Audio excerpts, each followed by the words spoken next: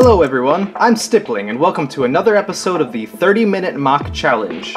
After a week's hiatus, I'm back and better than I'm back and stoked to be sitting back at this desk, where I will race against the clock, pushing my ability as a Lego builder to my very limits in order to in an attempt to build something from nothing. To make matters even more difficult, I will have to choose a challenge for today's episode.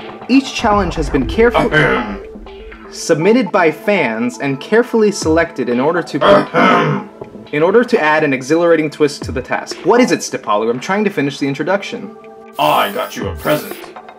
Present? What for? Well, you know, after that last video we did together, I figured I ought to return the favor. Last video? Your capstone review? Uh-oh. Are you still upset about that? Oh, not at all. Consider this a peace offering. You know, to show there's no hard feelings. Well, okay, sure. Thanks. What is this? Build a Toa or hero any way you would like, but you must be blindfolded. Is this a joke? Consider us even. You expect me to put this in the bucket? I do, unless you want to wake up tomorrow to find all your mocks disassembled and sorted back into the parts bins. You are devious. Fine, I will put it in, just don't touch my figures. Huh? Hey guys, who turned out the lights? Your name was Etok, right? Why are you in that mining mech, Etok? Yeah, get out of my mining mech. She's worth more than all the crystals in a Koto. And why are you wearing that blindfold? Here, let's see if this helps. Hey, thanks. I better get out of here. No, wait! That guy's just plain weird. We have to figure out what this Etok guy is, and where did he come from? That rock beast is always getting in my way. I should get used to things being weird around here. Oh well, let's go ahead and pick today's challenge. And let's hope it's not the blindfold challenge. Today's challenge is... build a Toa or Uniter form for Makuta akin to 2016 Akimu. Optional, include a creature. This is a fairly recent one that's gone into the bucket. I had said before that this seemed fairly simple, but it's going to be challenging to make a good-looking figure of that scale. So let's go ahead and clear the board here and get started.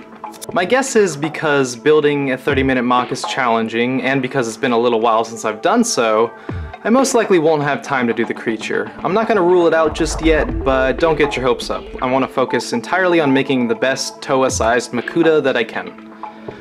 Okay, so we're going to get the clock started. There will be no stopping once the clock starts, so whatever I'm left with at the end of 30 minutes, that's all I get. So we're going to get started here in 3, 2... 3, 2...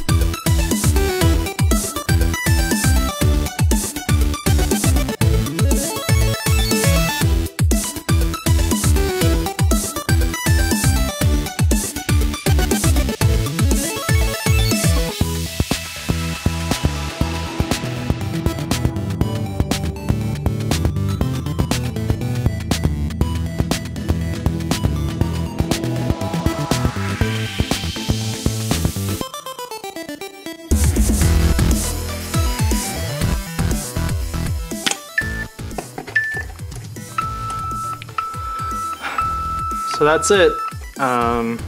Doesn't look bad to me, doesn't look great, it's pretty average. There's a lot of things I would have changed had I had more time.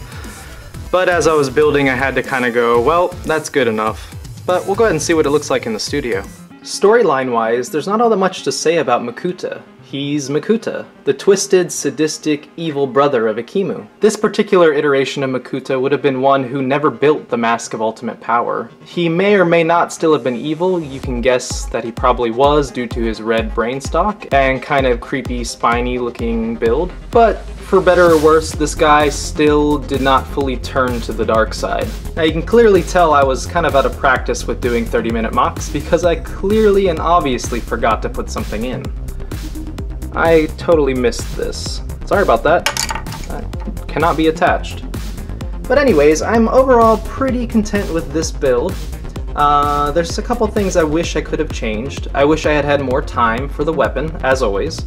I ended up kind of doing an homage to the 2016 Ikimu hammer, which I never really liked all that much to begin with, but I was running low on time, I knew how to build that, and I just kind of went for it. I even forgot to hide that exposed half pin there, so that's kind of just jutting out, which I'm not pleased with. I also wanted these golden claw bits to jut out of the back of the hammer, but I was running out of time and I just had no way at all of attaching it in the next 2 minutes. So I just simply attached them as sort of a handguard of sorts. It looks kind of strange, but it's better than nothing, I suppose. He does have the traditional waist articulation that the 2016 Toa had, as well as Ikimu. But unlike Ikimu, he does not have the 2015 gearbox on his back. That is because I wanted to make him a uniter, so I had to make sure that those 2 pinholes as well as the piece of unification was exposed. Another thing I'm not all that happy with is the back of the legs here. They're not entirely uncharacteristic of what a 2016 Toa looked like, but I feel like they could have been filled out better, and had I had more time, I definitely would have tried to do that. I'm also not quite sure how I feel about that Chima chest plate on there, so let me know in the comments if you think that was a good idea or a bad idea. I would have preferred gold on the chest piece just to kind of bring the entire color scheme together, but the only gold chest pieces I had were 2015 Tahu and 2015 Kopaka. So I feel like those would have looked even stranger than just using this Chima chest plate. I hate that little chi orb there though. Because Makuta is an innately evil person, I gave him clawed feet instead of the normal Toa feet. I really liked this idea, and it really gives an animalistic quality to him. It also gave me an opportunity to use these golden claws I got recently, which I have not been able to use yet. I can't take this anymore, it's gonna go on. There we go, that's what it was supposed to look like. And lastly, because this is supposed to be a uniter Makuta, it would be foolish of us not to at least try to unite something to him. It's always kind of scary and intense to try to unite something when you've never actually put anything on his back before. You don't know what kind of build portions will get in the way of the unification, or if it entirely just won't work. So here goes nothing with that. Try our good friend Terak, creature of Earth. And we have conflict. The conflict lies with this armor piece right here.